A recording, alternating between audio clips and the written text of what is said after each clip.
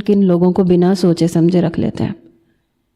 मुझे गुस्सा तो बहुत आया, लेकिन मैंने उस घुमंडी लड़की से बात करने की ज़रूरत ही महसूस नहीं की।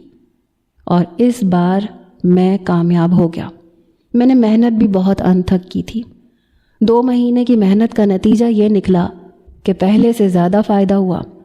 मुर्तज़ा साहब ने मेरी तारीफ़ की, कहने लगे तुम बहुत ज़्यादा ज़हीन हो यंग मैन, इसी तरह मेहनत करते रहोगे तो मैं बहुत जल्द तुम्हारी तनख्वाह भी बढ़ा दूंगा।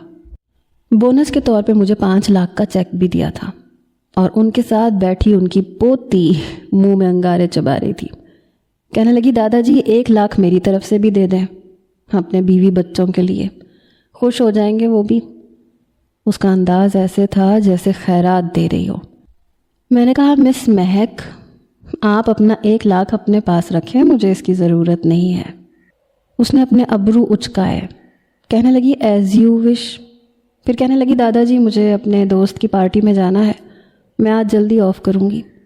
मुर्तज़ा साहब ने कहा ओके तुम जाओ। उसके जाने के आधे घंटे बाद मेरा काम भी तकरीबन ख़त्म हो चुका था। मैं अपनी मोटरसाइकिल पर था। तकरीबन आधे घंटे की मुसाफत तय करने के बाद मैंने एक साइड पे महक की गाड़ी को खड़े हुए देखा। वो गाड़ी के बाहर खड़ी हुई मोबाइल पे बात कर रही थी। मुझे देख के उसने हाथ का इशारा किया और अपना मोबाइल गुस्से से बंद करके खिड़की के अंदर अपनी सीट पे यूं फेंका जैसे कोई गैर ज़रूरी चीज़ हो। मैंने अपनी बाइक रोकी। कहने लगी अपना मोबाइल मुझे दो, दादाजी से बात करनी है। मैंने कहा आई एम सॉरी, मैं अपनी ज़ाती चीज़ें किसी को नहीं देता।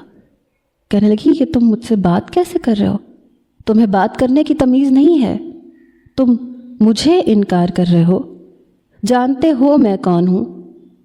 मैंने कहा नहीं, मैं आपको सिर्फ ऑफिस की हद तक जानता हूँ।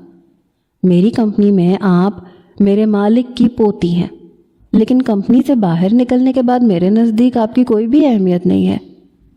उसकी गाड़ी का टायर पंचर था, शायद मोबाइल की बैटरी डाउन थी, वरना वो मुझे रोकने की जहमत ना करती। कहने लगी मैंने आज तक तुम जैसा बदतर